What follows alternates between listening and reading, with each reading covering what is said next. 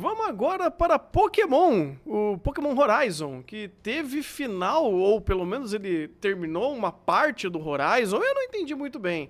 Rafa, o que temos aqui em Pokémon Horizon? Bom, só pra explicar isso rapidinho, é porque a série de Pokémon tem um prazo de 3 anos. Terminou o segundo ano, eles resolveram quebrar o terceiro ano em uma nova série, que é o Mega Hum, Voltage. Só que por zero motivos, nem o Animalist nem o Animalist querem separar. Mas é separável, então vamos ter review final disso aqui. E vai ser com spoilers, tá?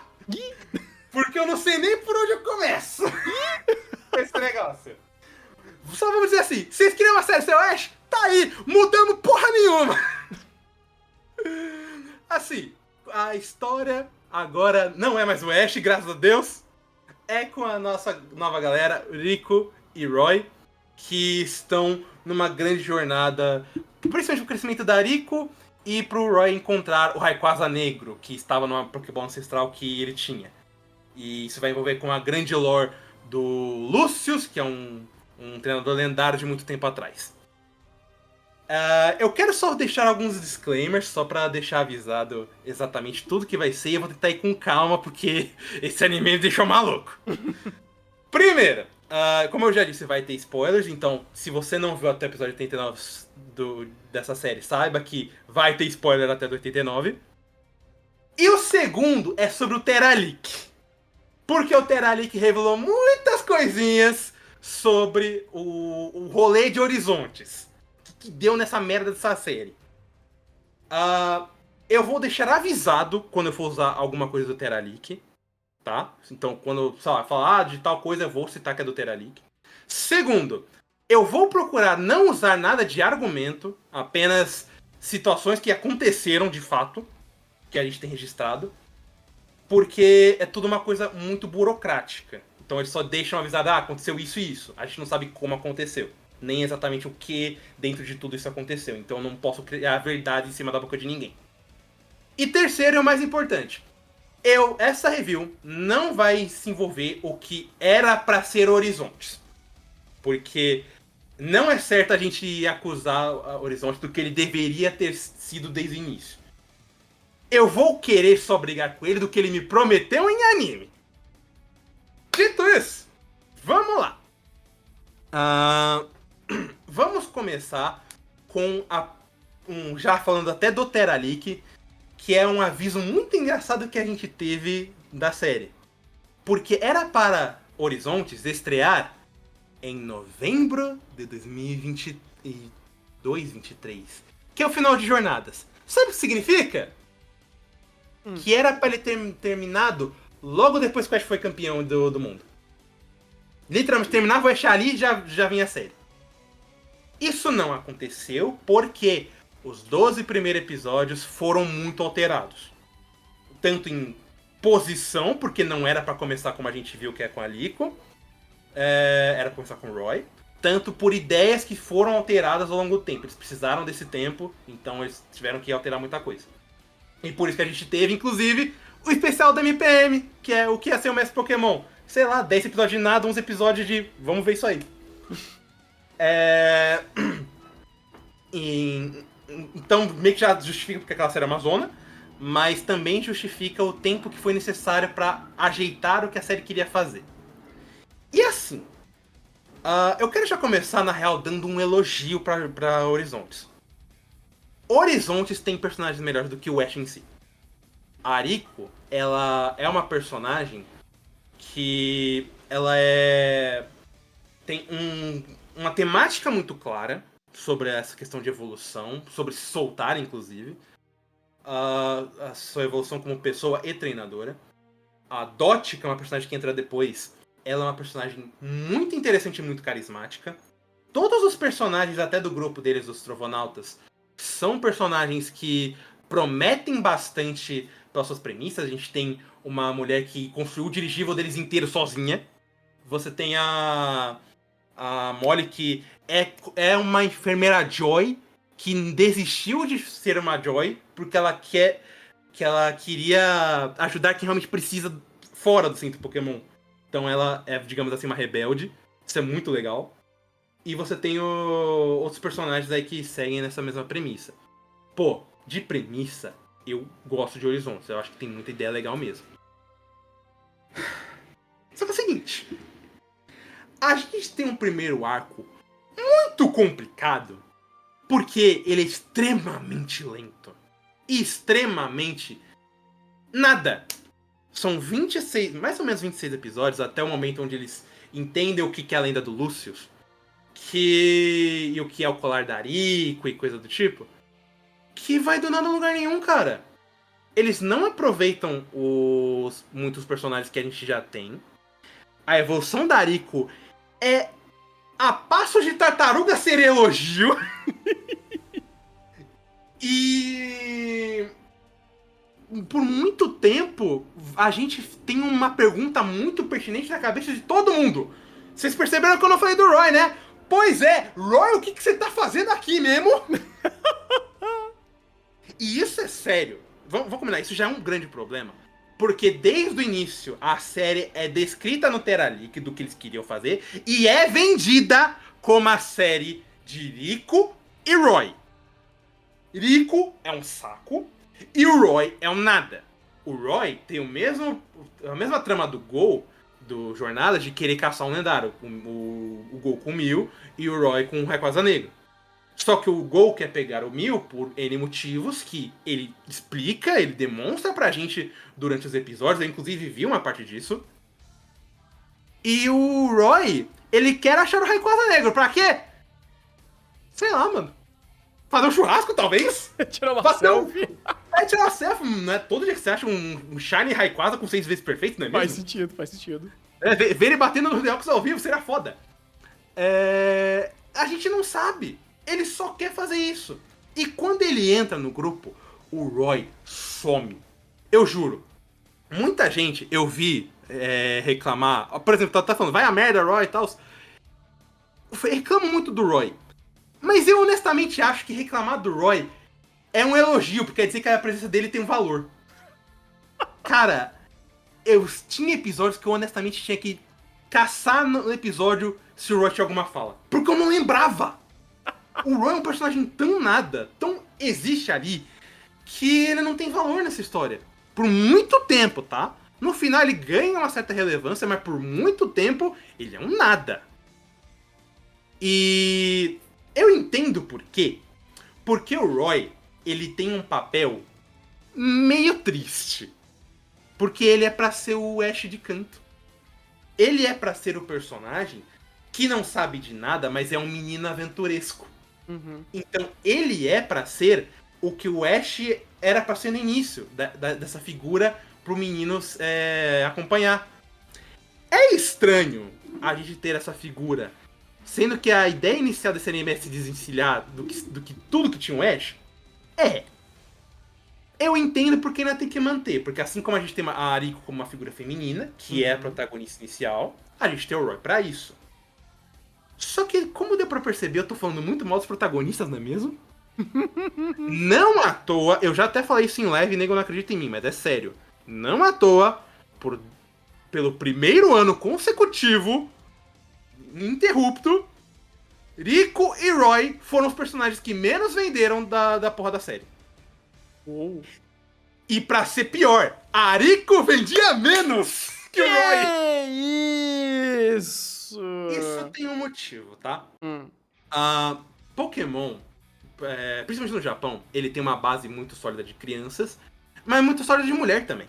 Porque muita mãe acompanha, muita criança acompanha. Então tem muita garota vendo. E a princípio, isso eu soube só no início, não sei como ficou um pouco mais pra sempre, mas acredito que se manteve.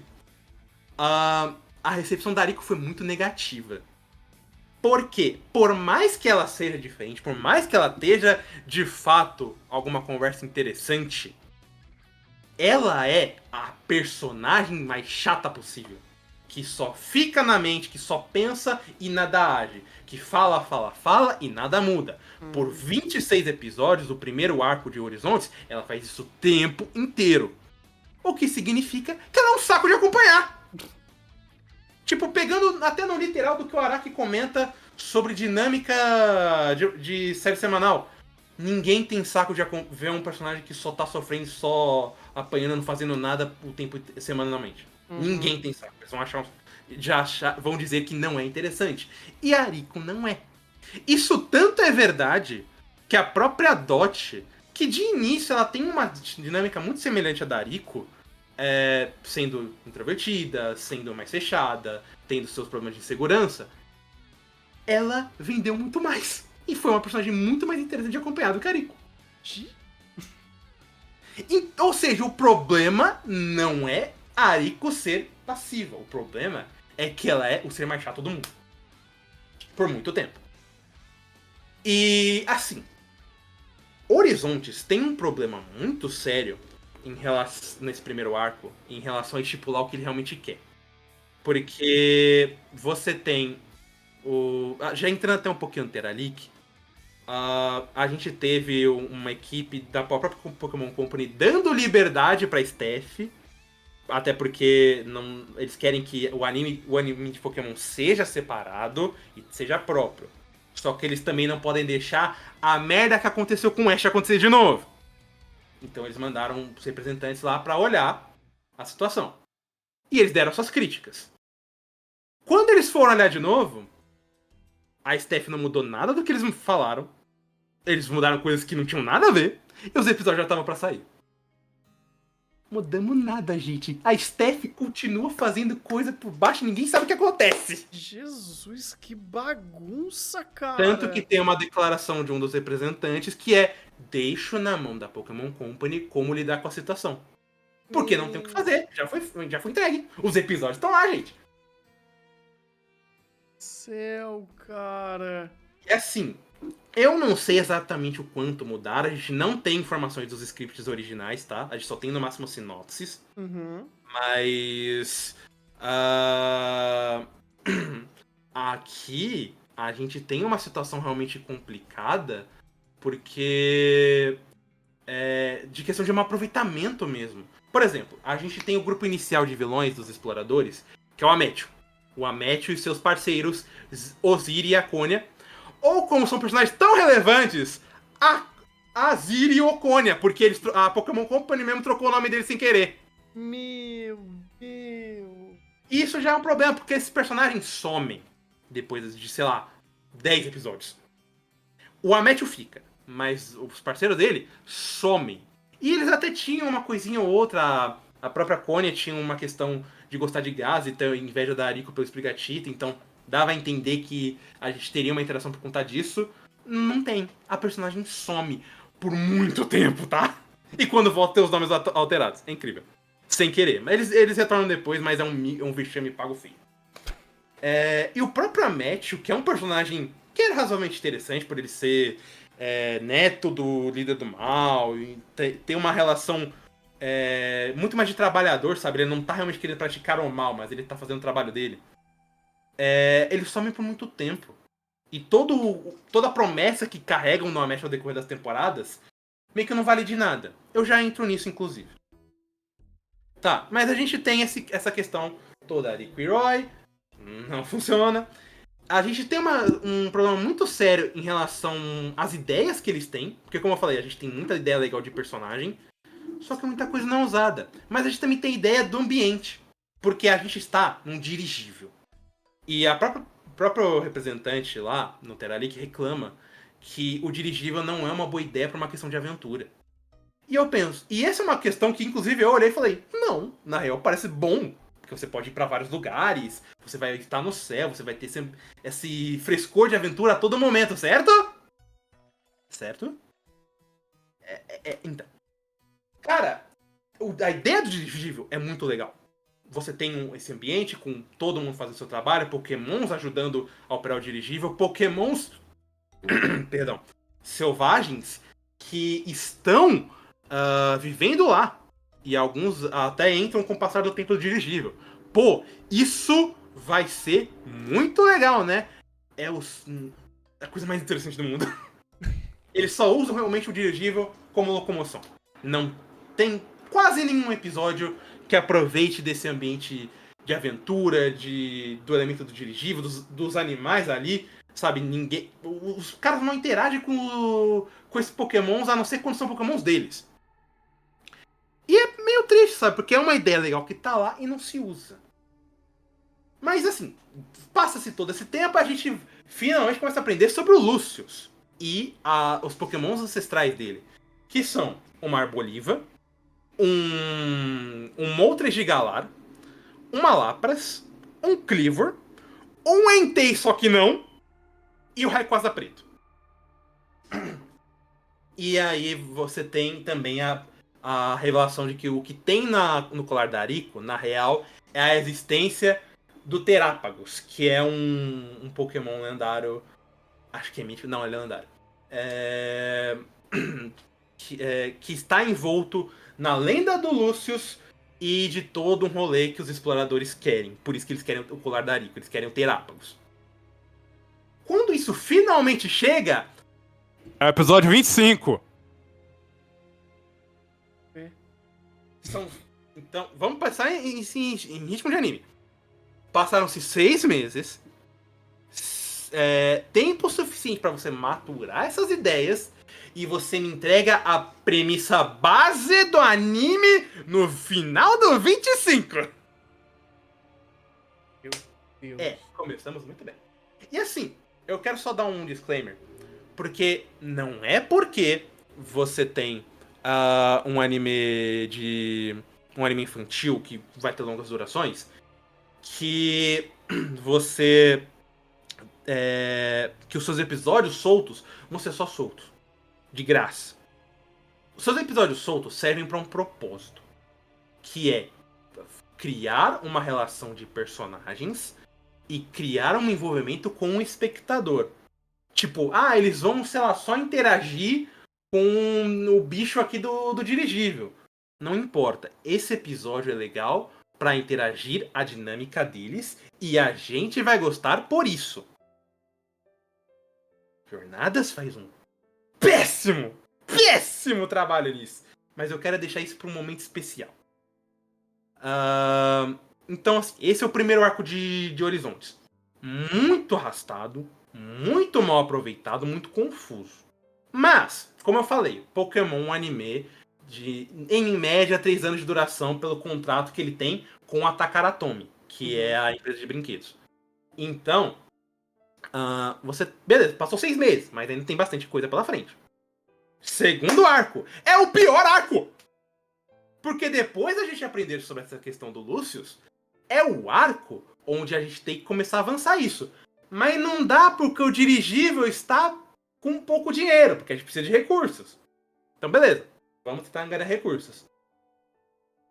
Começa a aparecer os episódios mais aleatórios da história da humanidade, que não tem nada a ver com angariar dinheiro. Tem um episódio onde eles têm que pegar tem que fazer uma disputa de Oinkolon, que é um Pokémon porco de Paldea. Uhum. E esses episódios, cara, eles não fazem sentido estarem ali naquele momento. Tem momentos onde eles pegam, por exemplo, acho que aqui no Brasil ficou Orla, mas no japonês é Oryo. A Orla, ela, que é a mecânica do dirigível, ela construiu, ela tem um episódio pra ela, que é super do nada, que não desenvolve nada dela, não desenvolve o lugar onde ela tá, e não dá dinheiro pra porra do dirigível. Cara, não basta ser solto, eles só estão perdidos. Eu sei porquê, tá? Porque assim, como a Takaratomi funciona? Ela também é a empresa que gerencia os brinquedos de Beyblade X, por exemplo, junto com a Bandai. Como o brinquedo funciona em geral? Vamos supor, você vai ter uma pelúcia do Squirtle que vai sair no final de setembro. No pior dos casos, no mais atrasado, no início de setembro, tem que ter um episódio do Squirtle. Porque você precisa vender a pelúcia do Squirtle. O que acontece é que eles estão ainda presos nisso, porque eles precisam fazer o brinquedo vender, só que eles não pensaram em inserir isso na dinâmica de episódio. Sabe o que acontece? Episódios extremamente do nada que nem esses. Que vão do nada a lugar nenhum, não cumprem o que a premissa do arco já prometiam, não avançam nada, e a gente só tá indo com cara de tacho. Ah, mas qual o problema de ter episódio solto, Rafa? Você mesmo assiste em anime infantil como Precure e Beyblade. Não é a mesma coisa.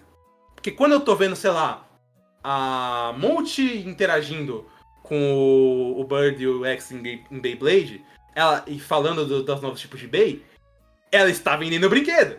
Mas ela está também interagindo na história. Uhum. Quando as Precures ganham um novo brinquedo pra lutar contra o mal, ela está dentro do contexto da história. Em Pokémon, muitas vezes, esses episódios só acontecem do nada. Que parece realmente que paramos tudo. Pera aí, que o porco é importante. Porque o porco vai lançar no fim do mês, a gente compra o brinquedo. Tá, mas Pokémon já fez episódios com isso melhor do que essa porra, pelo amor de Deus. Uhum. Mas tem um negócio pior. Porque lembra do que eu falei em questão do nosso grupo principal ser um saco? Rico e Roy ser um saco? Eles continuam um saco. Só que tem algo pior.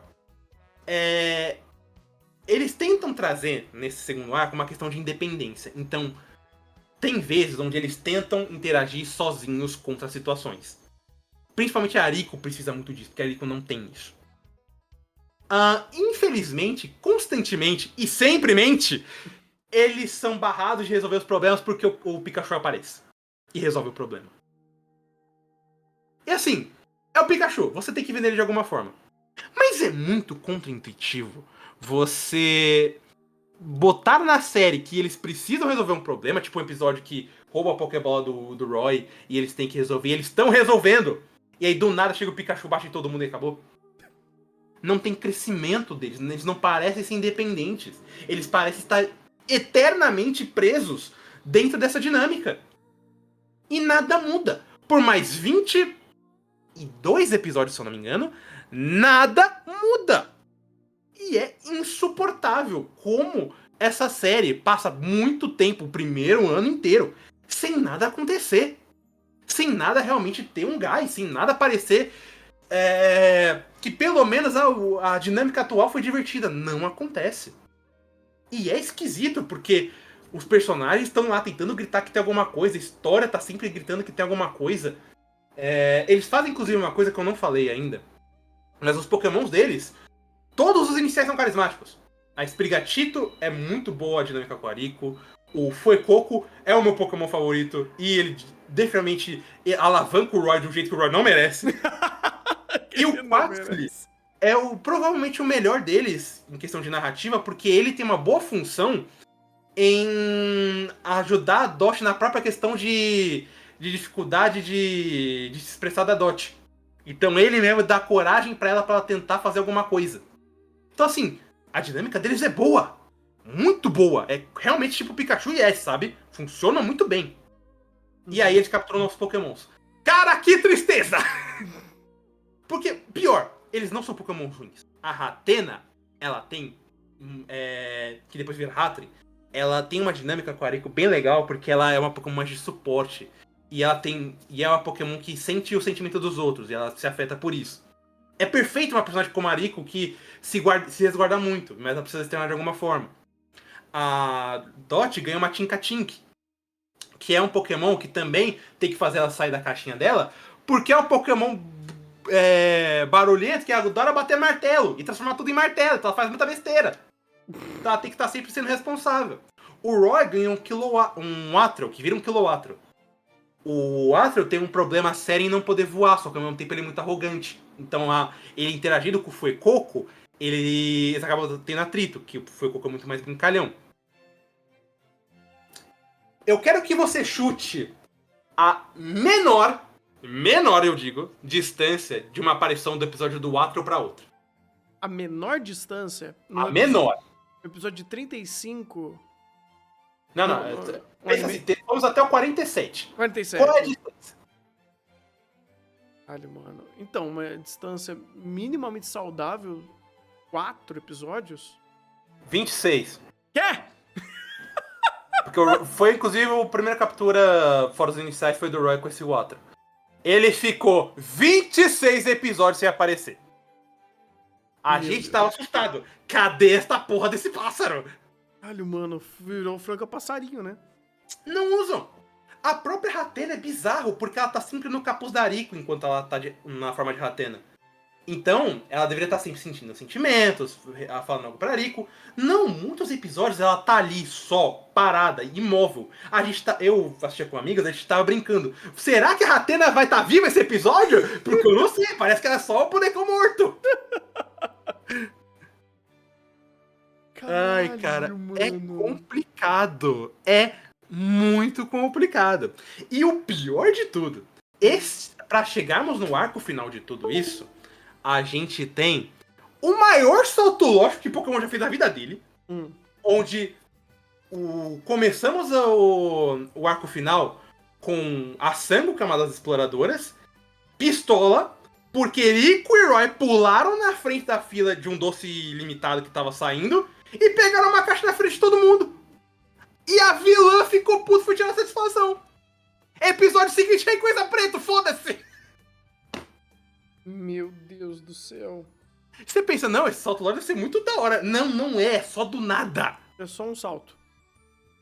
Isso, inclusive, acarreta um negócio, porque todos os 4 arcos de Horizontes foram planejados, segundo Teralic. Porém, do segundo pro terceiro, houve uma mudança considerável de staff. Mudou alguns animadores, algumas coisas, mas o principal foi a saída do Yajima, que era o diretor de ação, que trabalhava em XY também. Uhum. E o Tomiyasu, que era produtor criativo, ele virou diretor-chefe. Muito provavelmente porque o segundo arco é uma zona tão gigante que é o bater lá falando, vocês podem fazer o que vocês quiserem, mas vamos tentar ajeitar as casas, por favor? Porque tá foda, os episódios não fazem sentido, as entregas da Takara Tomy tá atrasada, o arco começou de um jeito e terminou de outro. Não faz sentido. Meu Deus. E o pior é porque ainda mantém coisas legais. Tipo, os Pokémons do Lucius que aparecem, principalmente o Lapras nesse arco, eles são interessantes não só pela imponência deles, mas o que eles estão fazendo enquanto o Lucius está sumido, né? Porque no caso o Lucius está morto. Uhum. E eles querem ir pra Araqua e recuperar as memórias do Terápagos. Pra fazer isso, eles têm que encontrar todos esses bichos. E o último é o Rayquaza, que também vai levá-los pra Araqua. Então a gente tem principalmente uma interação com a Lapras que realmente demonstra, cara, Horizontes tá cozinhando um plot principal legal, mas tá difícil com toda essa zona. Sabe o que eles fazem no terceiro arco? Foda-se se vão adaptar o jogo. Quê? Eles param o arco, eles falam, o dirigível deu problema, a gente não vai poder sair de Paldea, vocês vão ficar então na escola de Paldea e vocês vão aprender a usar o Terastal. Eles praticamente fazem uma dinâmica igual ao jogo. Meu céu. E sabe o que é o melhor disso? Vai falando, eu tenho que resolver com o meu esprigatito aqui, com licença. Vai lá. Mas sabe o que é melhor disso, gente? Sim, foi do nada. Mas sabe o que é melhor disso? Este é, de longe, o melhor arco de Horizontes. É finalmente um arco onde as interações... os conflitos de personagem fazem sentido, as escolhas para o que eles estão fazendo fazem bastante sentido, e a gente tem 3 arcos de evolução de personagem bem consistente e funcionário. Ah, não gosto do Roy. O Roy não devia nem estar aqui, a gente já falou sobre isso. Mas, o que importa é que o arco dele funciona. O arco da Dot funciona. O arco da Ariko funciona! E o da Ariko em especial, porque a Ariko passou de uma das personagens mais relevantes dessa história, sendo que é a protagonista, pra uma das melhores. O arco que ela passa em Paldea é realmente bom. Vou até passar um por um, porque eles têm que fazer 3 treinos. Eles vão pegar 3 líderes de ginásio de Paldea e vão fazer o primeiro teste Terastal. Eles vão ter depois uma batalha contra um membro da Elite 4 de Paldea. E depois mais um treino pra passar relacionado ao Terastal também. O arco da Ariko é o mais interessante, porque tem uma sacada aqui que eu acho genial. Ela vai enfrentar o primeiro e o último líder de ginásio. Ela enfrenta, esqueci o nome dele, acho que é Caitlyn, se eu não me engano é o nome dela, aqui no Brasil. E o Grusha, no terceiro teste. E a Arika barra Chile no teste da Elite 4. Com a treinadora do tipo inseto, o primeiro teste, que é o primeiro ginásio, ela perde. E ela perde feio. Porque a Arika só sabe... Ela é zona de jogo de luta. Ela só sabe spamar Magical Leaf e nada mais. Dado. Se falar pra ela que o Floragato dela que evoluiu tem mais de um movimento, ela fala, não acredito. Pois é. Mas mesmo assim ela passa, porque você conseguiu fazer o Terastal, você tem essa questão com o seu Pokémon, parabéns. Então é realmente bem amaciante, sabe? Pra novato mesmo aprender. Chega no Grusha, ela toma um cacete. Aí você pensa, não, mas o Grusha vai passar ela porque ela tentou. Porra nenhuma, o Grusha olha pra cara dela e fala, não. Te vira aí. Não, o teste é pra você me derrotar. Você não me derrotou. Você não conseguiu meu respeito. Não é porque você tentou que eu vou te dar a estrelinha. Reprovada. Legal. A Arika foi reprovada. Porque ela é incompetente. Porque ela não evoluiu. Então, você tem um pequeno arco da Ariko. Inclusive, ela perde todas as lutas, tá? Um pequeno spoiler aí, mas ela perde todas as lutas desse arco. Caramba. Exceto por uma, que é o arco que faz ela reconhecer o Grusha. O Grusha reconhecer ela, no caso. Que ela tem que enfrentar um dos membros dos exploradores, o Onix. E ela arranja forças e começa a sair da própria caixinha pra tentar derrotar o Onix. E o seu Garganacro, que é o sal gigante de Minecraft, que é extremamente quebrado no competitivo. E demonstra de fato uma melhoria. Eu fiquei de cara pensando, cara, a Ariko realmente está evoluindo como personagem. Isso tanto é verdade, porque ela passou... O que eu falei de ela passou de relevante para uma das melhores, não sou nem eu que tô falando. Foi votação. Porque nas votações de personagem geral que estavam saindo, neste arco, a Ariko passou de nem aparecer no top para terceiro lugar. Perdendo apenas para a Anya de Spy Family e a própria Arika de Scarlet Violet, que já era uma personagem popular do jogo. Rapaz. Mas ela bateu personagens com todas as precures que estavam muito fortes na votação na época. Ela passou titãs como Tanjiro e Satoru Gojo. Então, a aceitação da Ariko não foi brincadeira. Foi realmente. Ela ganhou respeito e ela evoluiu. Eu tenho que reconhecer isso. E a mesma coisa com os outros dois. A Dot... não só aprendendo a sair da caixinha, mas entender que não é só ficar pensando e sabendo das técnicas, você tem que aprender a aplicá-las e tomar uma ação, que é o que ela aprende com a Iono e com o Larry, é muito interessante e combina bem com a personagem dela. Ela fica escanteada depois desse arco, tá? Já não vou mentir, mas a evolução que ela tem aqui é muito boa e condiz também com o que ela já tinha evoluído antes. A Dot definitivamente é a personagem que, num sentido de consistência, é a melhor dos três. E o Roy, que é o personagem que ninguém sabe o que tá fazendo aqui, ele, pelo menos, ganha um bom arco de treinador. Porque o que é dito tanto pelo Braxius quanto pela... Eu esqueci o nome da outra líder, mas a líder do tipo fantasma. Pra ele, é justamente, Roy, você tem instinto, você tem garra, você tem até umas boas ideias no improviso. Mas você tá dançando muito na própria música. Você não tá pensando no seu Pokémon, no Pokémon dos outros, não sabe... Se agir de um ritmo diferente, você não sabe o que fazer. Então você tem que aprender. E ele aprende. Principalmente no segundo teste que ele toma uma surra, ele fala, você vai fazer o teste de novo, não tem problema, mas eu quero melhorias. E a gente vê o Roy melhorando. Eu não posso dizer também, ele não evolui. Não, ele evolui. Isso é muito legal. Rhyme, obrigado, gente. E isso, assim, é um arco que, pra mim, foi um deleite. Porque mesmo a gente saindo de todo o plot megalomaníaco que eles queriam fazer, eles estavam fazendo questão de parar e mostrar. Esses personagens sim têm o que contar e são importantes e eles evoluem bem. Pô, show, adorei. A gente ainda tem dois problemas.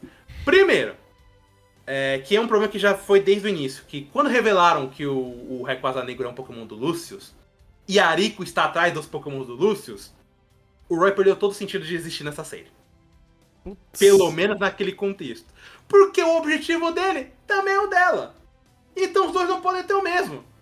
Eles meio que resolvem de um jeito muito porco. Mas, sabe, porque o Roy está aqui.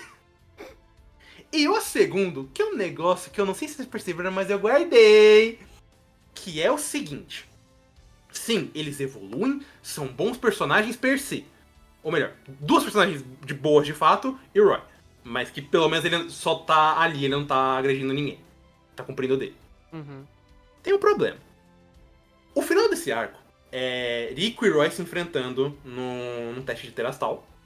E eles vão batalhar, assim. É uma batalha muito boa, tá bem animada e combina bem com o que cada um aprendeu. Mas tem uma frase, uma maldita frase, que eu juro, a última vez que eu lembro de ter me estressado tanto, a ponto de pausar o episódio e ficar berrando não, não, não, o tempo inteiro, foi com Sword Art Online 2 Gangale, o episódio do Eletrodo do Kirito.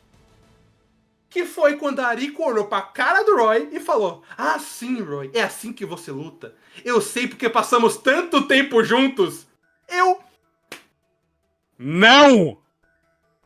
Porque, eu falei, eles são bons personagens. Eles são um péssimo grupo.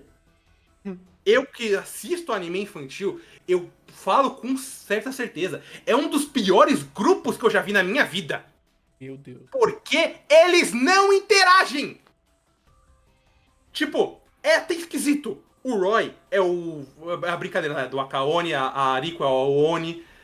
Um muito mais passivo e pensador, o outro muito mais sangue quente. Eles nunca se chocam. Eles nunca interagem. Quando eles falam, vou passar por alguma coisa, eles só saem e continuam fazendo diálogo de plot. Como se nada importasse. Como se eles não tivessem uma interação relacionada ao que tá acontecendo entre si. Sabe, o Roy fazendo besteira. Inclusive o Roy é mais jovem que a Rico. De fato, na idade. Então, ele sai correndo e ela pensando, deve ser tipo um irmão, sabe? Não, isso não acontece! O Roy sai correndo e ela olha pra Dot. E aí, Dot? E aí? Eu vou pra lá. Eu também vou. Tchau. E eles só começam a conversar quando é diálogo de plot. O que eu tanto reclamei em Delicious, por exemplo. De que elas não estão interagindo, eles só estão falando o que o episódio precisa que aconteça. Uhum. Cara, eu tenho um ódio mortal nisso em Horizonte específico. Porque todos os grupos do Ash, até os piores, tipo Gilnova ou o de Kalos, eles podiam ser os personagens que fosse, mas eles sempre se interagiam, eles sempre se chocavam. E quando eu falo chocar, eu não falo só de conflito, tá? Porque, por exemplo, vou dar um exemplo, inclusive, da própria da mesma empresa de brinquedo, Beyblade X. O X, a Multi e o Bird, eles sempre estão interagindo pela personalidade deles. Eles não necessariamente brigam. Eu, na real, nem lembro deles brigarem muito. Porque eles estão sempre interagindo da forma que eles agem. O Bird meio perdido, meio amador. O X foda-se pra vida, só quer batalhar. E a Multi tendo que explicar tudo pra eles. Mas ainda assim, quando eles aparecem, eles tentam interagir de maneiras diferentes. Sobre como ensinar, sobre como batalhar, sobre como reagir a certas situações. Ou simplesmente, vamos comer um sushi, como é que cada um reage. Eu consigo ver isso em Beyblade X. Eu consigo ver isso nos 2 Precures que passaram enquanto o Horizontes passou. Eu não consigo ver isso em Horizontes. Eles não interagem em nenhum momento. Cara, como você me faz? Principalmente nesse arco, que foi um arco justamente mais preciso até com o do Ash. São um grupo de 3 andando por aí, vivendo a aventura juntos e aprendendo juntos pelo negócio da escola. Uhum. Como você não tem interação de personagem? Eu juro, o pior, o episódio que eles falam isso é muito bom. Mas essa frase quebra toda a minha suspensão de descrença. Eu não consigo aceitar que no final a mensagem é: mas somos um grande grupo. Vocês não são um grande grupo. Vocês são bons personagens. Um grande grupo, mas nem fudendo. E assim, o pior é que não é só cada um no canto, é que é cada um no canto e não importa. Tem um exemplo até no 4º arco, que eles estão na área 0, que é onde tem um monte de Pokémon Paradoxo. O Roy se separa do grupo e ele encontra o Pokémon Paradoxo. E no final do episódio, as meninas se tocam: cadê o Roy? O Roy: cheguei, eu tô aqui. O que aconteceu? Nada não, vamos lá. Você encontrou uma anomalia! Vocês estavam andando até agora sem ele. Ninguém vai perguntar nada. Cara, desculpa. Pra mim tem uma coisa que um anime infantil tem que ter.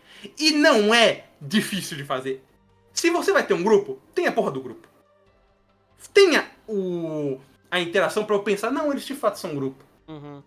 Cara, sabe o nível que a gente tá pra... Não, só lutar como grupo no arco final até entendem. Isso até é mentira, de certa forma.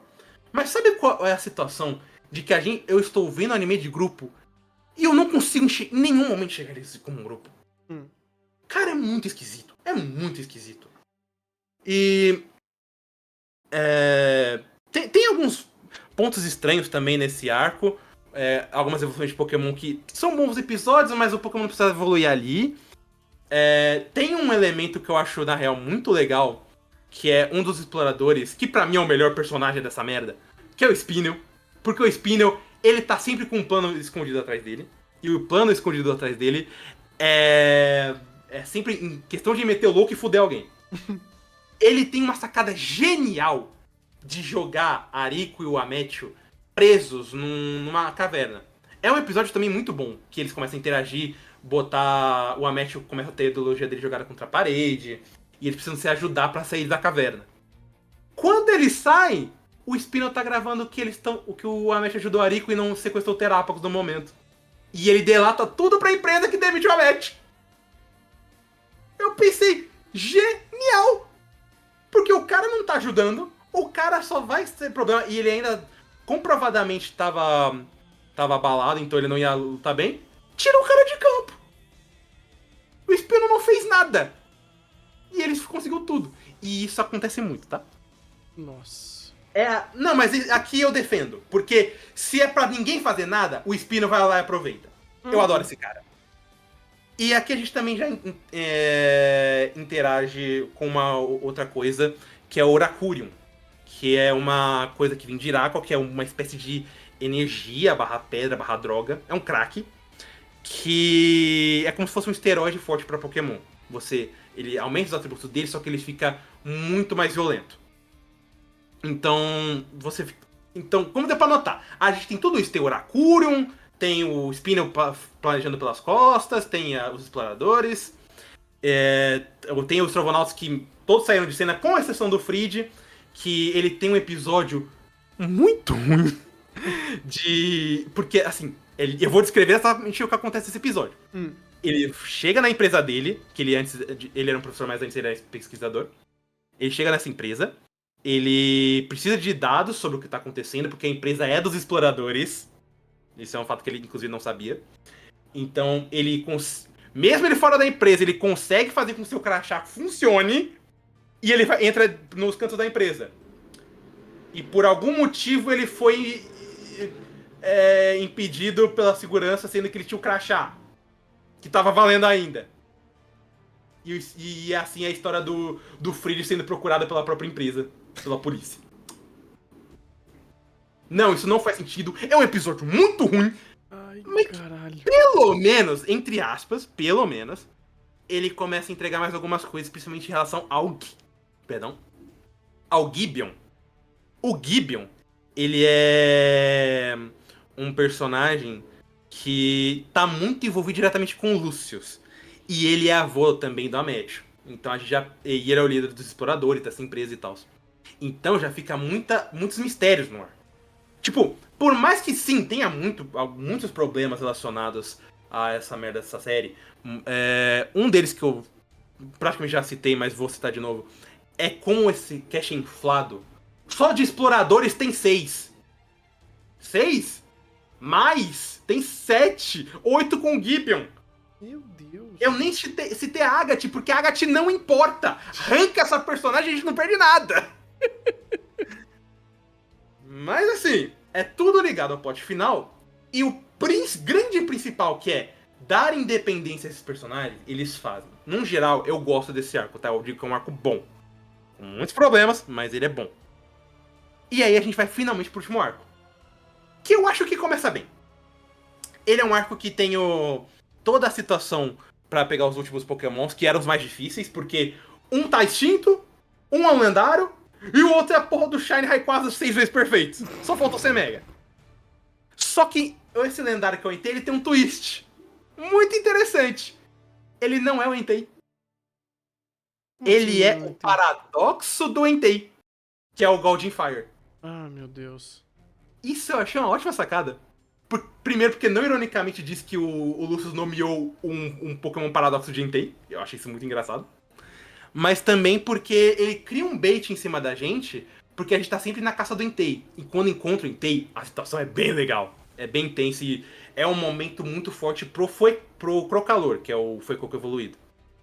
E pro Roy. Quer dizer, o Roy não, porque ele não tem essa relação. Foda-se. Mas pro Fuecoco é. E no final de tudo, a gente descobre... Ah, não é o Entei. Não é esse Entei do Lucius, é outro. É uma boa sacada.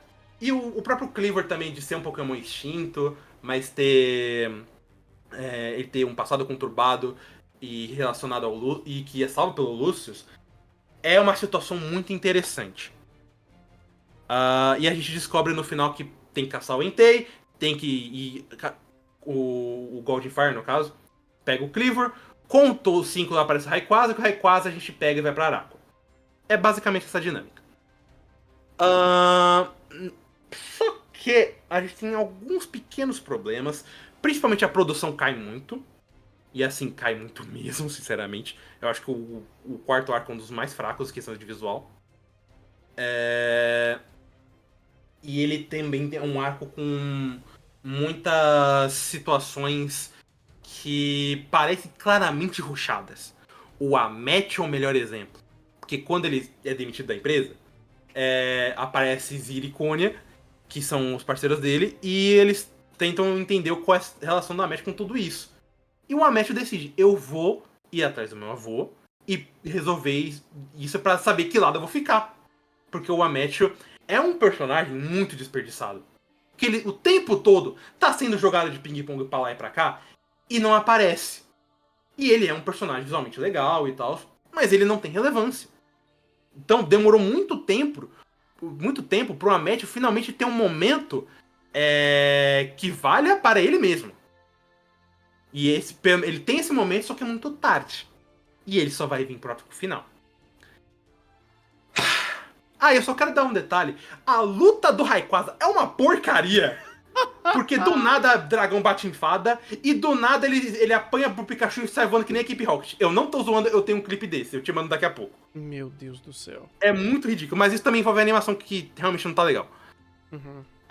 Mas a gente finalmente chega em Irakua, a gente encontra uma véia que vai contar a lore toda. Essa véia, inclusive, é dublada pelo Goku, eu acho isso muito engraçado. E eles vão subindo pra Irakua. E a gente tem um dos piores plot twists que essa história já teve na minha vida. Que os exploradores, a base dos vilões, é Irakua! Eles estavam lá o tempo inteiro! Só que eles precisavam que o Terapagos liberasse o centro de Irakua pra pegar o Oracurium. Só que quando eles aparecem do lado oposto de onde eles estavam. Então parece que eles estavam lá dentro o tempo inteiro. Oxi. É um erro de visual fudido. E é um erro tão estúpido. Porque eles passam o tempo todo pegando informações. Eles vão pro negócio da escola, vão atrás do colar. Porque parece que eles precisam de coisas pra fazer o plano deles. Pra no final, não, a gente não precisava de nada, já sabia de tudo. A gente só tava guiando vocês. Cara, que plot de merda! Inclusive, é uma coisa que eu não citei. Mas você lembra que, por exemplo, a história, o plot da Ariko é que ela tava na escola, né? Sim. E ela ainda também, eles acabaram entrando na escola lá de Paldea, no caso, pra aprender o Terastal. Isso nunca mais importa. Não, imagino, ela simplesmente saiu da escola nas férias e nunca mais voltou. Nem nas férias, porque ela, na teoria, ela ainda estuda por EAD. Tanto que tem uma cena num dos episódios que ela tá lá estudando com um rotonzinho fazendo a presença dela na sala. Só que assim, pra quem se importa? Isso até é uma crítica do que tem na Teralic. Pra que a escola importa? Se vocês não vão usar. E é muito esquisito. Muito plot que no final não deu em nada. Mas nada supera a coisa mais vergonhosa desse negócio, que é o Gibeon. Porque o Gibeon... Vamos contar a lore, gente. Ai, meu Deus. O Lucius era um explorador famoso, ele tinha sua esposa Arista, que era dona do Terápagos. E eles tiveram uma filha que no final combina na Ariko. A Ariko é descendente do Lucius. E o Gibeon era um colega do Lucius que estava investigando pra chegar em Irakua e pra encontrar finalmente o Orakurion. O Gibeon, ele tem... se o Lucius tem um Rayquaza negro, o Gibeon tem um Zygarde branco. Que é um Shine, que é um Pokémon que protege o ecossistema da Terra. É descrito, inclusive, pelo Teralick, que é uma dualidade muito cachorra, porque é simplesmente... um tem um dragão celeste negro e toma um dragão terrestre branco. É isso. É tosco mesmo. Mas aí acontece um grande twist, porque o Gibeon que é o Orakurion, e o Lucius nota que é perigoso, não pode deixar ele escapar por conta da energia que ele lança. O plot é o Zygarde do Gibeon, que é um Pokémon que age como onisciente pelo ecossistema, então ele protege o ecossistema do mundo, nota que isso vai dar merda, e trai o Gibeon pra prender a porra do Orakurion. E com as células dele, então ele perde energia, então ele volta a ser só uma forma de cachorro pra ficar do lado do Gibeon. Sim, ele fica do lado do Gibeon por tipo 100 anos. O Gibeon, sabendo disso, leva o Zygarde até lá, pra falar, eu vou cuidar de tudo isso, pra aparecer o espírito do Lucius, pra falar, relaxa, o Zygarde tá do meu lado, ele trai o Gibeon de novo. E o Gibeon, sabendo que o Zygarde vai trair ele, não prepara nada contra isso. Cara, e tem a cena mais patética dessa série, que é o Gibeon chorando quase de joelhos, olhando pro Zygarde. Zygarde, por favor, fica do meu lado, não me trai de novo, mano. E o pior, tá certo. Funciona, porque o Zygarde chega, ele fica do lado do Gibeon pra fazer uma última batalha contra Rico, Roy, Dot e Amethyst. O Fridge está junto, só que os Pokémon deles foram afetados pelo Orakurion. Sim, foram só os do Fridge, não pergunta por que dos outros não. E aí, eles têm uma luta até que bem animada, mas não muito bem dirigida. Uhum. Ela é meio esquisita, na real. E tem a evolução máxima, que é a Floragato finalmente atingindo o status final e virando Meowscarada. É um bom momento. Mas aí, acontece que o Zygarde, depois de tudo isso, ele de repente para de lutar e fala: não, cansei de te trair de novo, Gibeon. Pela terceira vez! Cara, na moral, Pokémon não se tocou, mas ele fez a melhor representação de relacionamento tóxico da vida dele. O Zygarde e o Gibeon é um grande relacionamento tóxico. Do Gibeon sendo traído, falando, Zygarde, pelo amor de Deus, me salva. O Zygarde tendo telepatia. Ele sabe que isso vai dar merda. Ele olha e fala, não, o Gibeon vai mudar. Eu não vou nem falar nada, ele vai mudar. O Gibeon vai fazer a minha merda e fala, puta que pariu, mano, quer saber? Desisto. Ai, cara, que fantástico. Ah, é fantástico. De fato, eu estava rindo feito um idiota, porque só um idiota pra escrever essa porra. E aí, a gente tem uma cena muito vergonhosa, porque o Gibeon, ele, depois de o Zygarde abandonar ele, meu Deus do céu, ele fala, não, mas eu sou um cientista, porque ele do nada puxa o negócio do cientista, tá? Ele do nada fala disso. Não, mas eu sou cientista, por quê? Aí o espírito do Lúcio chega e fala, é porque você não entendeu que o Zygarde é seu amigo. Ele, amigo, isso, eu não entendo esse termo, eu sou cientista. Daí ele fala, não, mas eles ganharam porque eles têm amigos. Amigos? Então o Zygarde era meu amigo. O cara que estava 2 episódios atrás chorando de pé junto, Zygarde, por favor, me ajuda que eu tô fudido. Ele manda não, eu não entendo que é amizade porque eu sou cientista. Ah, não, mas eu entendo, porque eu perdi porque eu não tenho amigos. Ah, mas o Zygarde era meu amigo.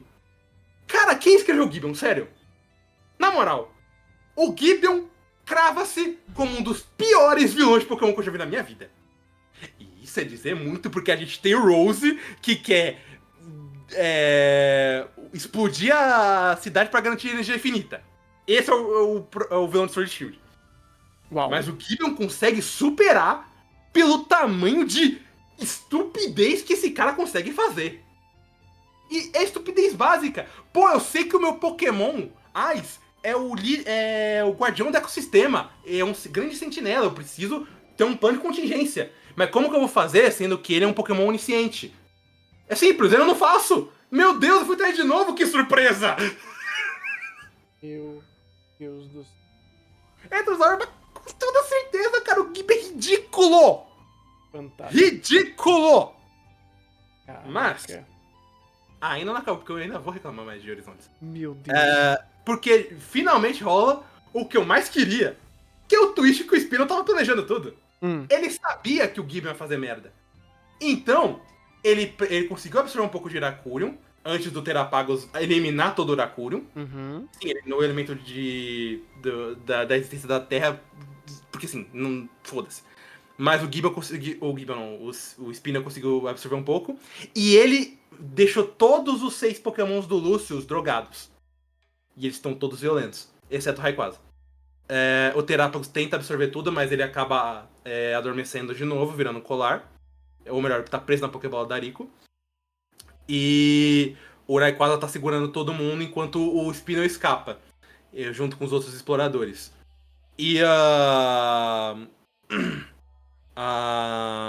e toda a galera precisa fugir. E nesta fuga é baitada umas 3 vezes, mas acontece na quarta da maneira mais estúpida do mundo, que é o Frid morre. Ué? Porque é baitado um monte de vezes, mas daí eles conseguem chegar no dirigível, que tá muito veloz por conta de uma mecânica dele, que é uma transformação de mecha horrorosa também, mas enfim.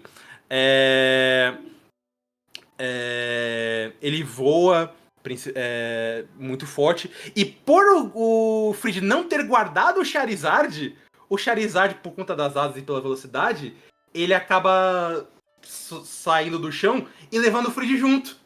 Só que ele não tá controlando o voo. E aí, por algum motivo, ao invés do Frid tentar fazer qualquer coisa, ele fala: não tem jeito, o Charizard vai morrer aqui. Eu imagino a cabeça do Charizard. Pera, Frid, como é que é? Eu ainda posso segurar, Frid? Não, Pikachu, você vai ficar com a galera aqui. Charizard, vamos... Não, Frid, pera aí! e eles simplesmente se soltam e eles caem no meio das nuvens. Uau. A princípio, o Frid sumiu. Ele volta em Vingadores. Não duvido. Ele Mas, volta- de fato, o Charizard morreu de graça, o Frid também. E o melhor de tudo, porque o Spinel, ele é um gênio. Porque ele conseguiu absorver a Kurum, ele tem teste, ele virou o presidente da empresa porque não tinha outro. E ele ainda conseguiu jogar toda a culpa da destruição da ilha nos Trovonautas. Uau. O Spinel ganhou porque ninguém quis jogar. Eu amo esse Gênio. cara. Gênio. Ele é um gênio. Gênio, Na gênio. moral, se tem um personagem que saiu 100% ileso, ou melhor, 2, foram a Dot e o Spinel. Esses dois são gênios. Pô, Cara, maravilhoso. foi maravilhoso. E aí, a gente fechou o que é pra ser. Depois da morte do Frid, a Ariko voltou pra escola, junto com a Meowscarada e a Hatrin, com o Terapagos adormecido. A gente tem... E a gente tem o Roy, que foi numa viagem sozinho, com os Pokémon dele, o Crocalor, o Kilowattrel, o Lucario Shine, por algum motivo, e o Pikachu ficou com ele.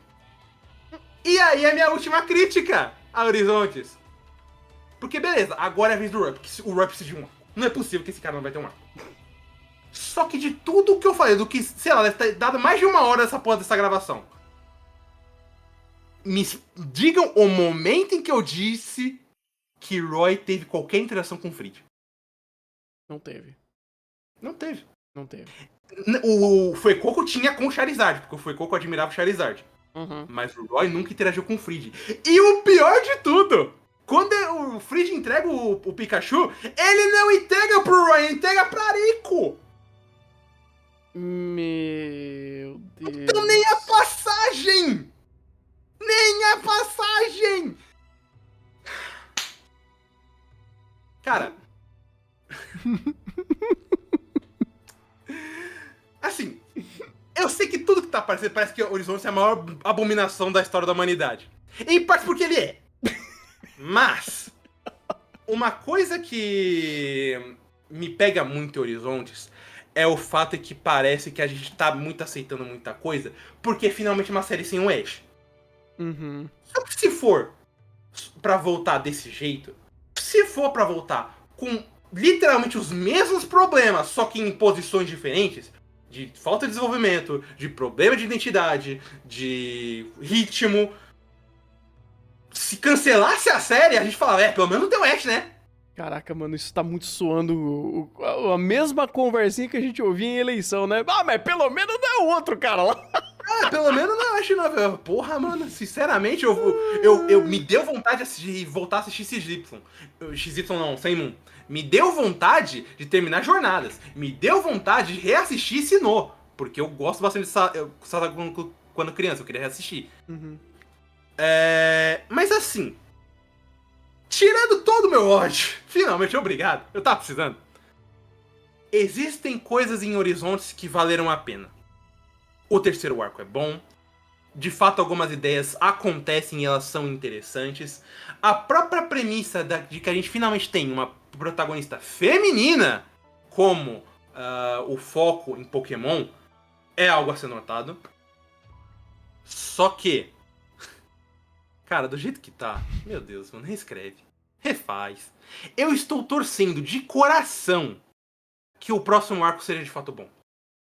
Porque Horizontes tem muita coisa que poderia realmente render em algo legal. Uhum.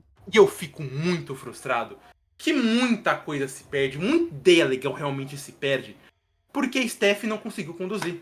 Eu não sei se é porque a Steph, a Sauriden e o Daisato, eles não estão acostumados com o ritmo de anime infantil. Eu não sei se houve coisas escondidas no Teralic e na real a Pokémon Company impressionou muita coisa.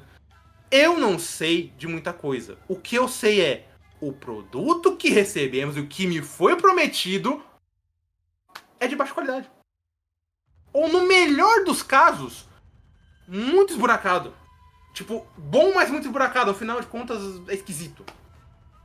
É uma série sobre Rico e Roy.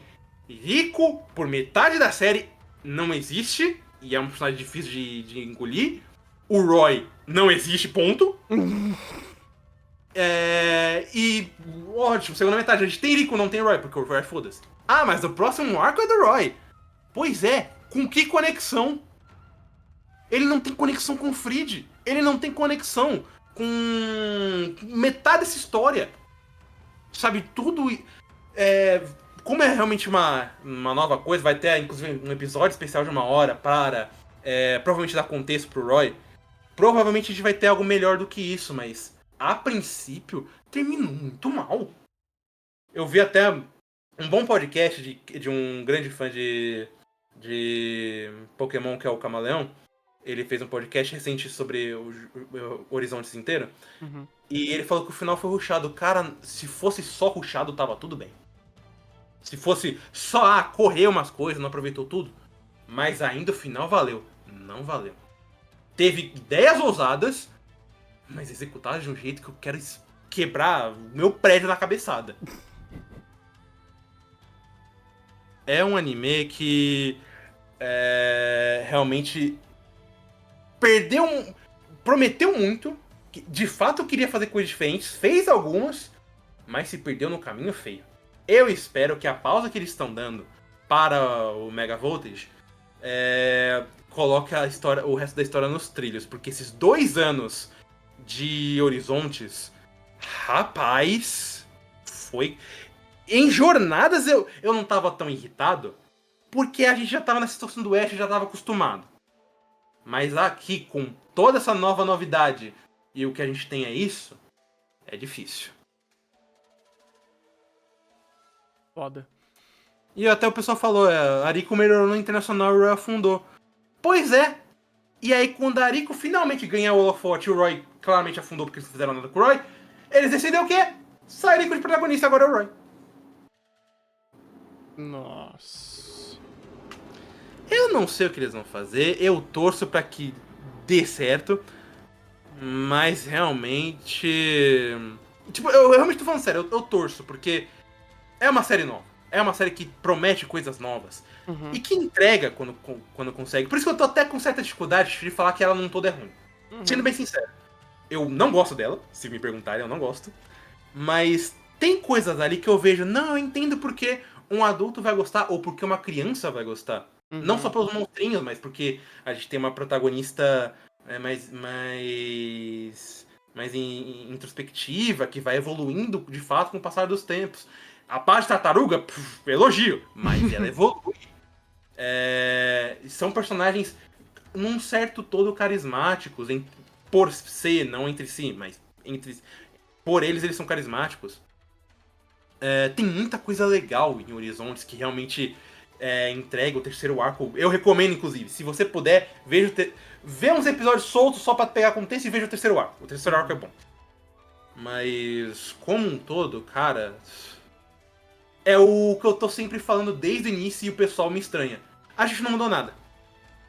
Continuamos com uma série esburacada, continuamos com problemas de roteiro e adaptação, continuamos com problema de cast. Tudo que a gente tinha com Ash. A diferença, a gente só trocou cenário. Trocou umas pecinhas de lugar, trocou um foco de problema em outro. Mas é a mesma coisa. Continua uma staff que não tá se abrindo, que tá provavelmente tá cheia de problema, e tá vendo pra onde vai dar. Que nota eu dou pra isso? Eu não sei que nota eu dou pra isso. Tipo, vou ser um pouco mais justo, apesar de eu já estar fazendo review, e eu vou esperar o Mega Voltage terminar, pra daí dar uma nota para Horizontes como um todo. Mas, pelos 2 primeiros anos, eu dava um 4 tranquilaça.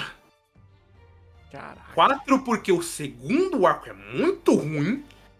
E e apesar do terceiro ser muito bom, o último arco e o final dele em específico, realmente o final do último arco, são uma das maiores zonas que eu já vi essa franquia cometer. E olha que a gente viu toda a zona do Ash perdendo liga, os cacete A4, que eu até já comentei em 2 reviews de Pokémon. Caraca. Forte. Justo. Então, pra quando terminar a Megavolt, aí o Rafa vai fazer mais 1 hora de podcast pra bater ou elogiar, quem sabe. Eu quero elogiar! Por favor, me ajuda, Steph! Eu honestamente quero, seus pontos positivos são positivos, mas puta que pariu! Vamos esperar pra ver.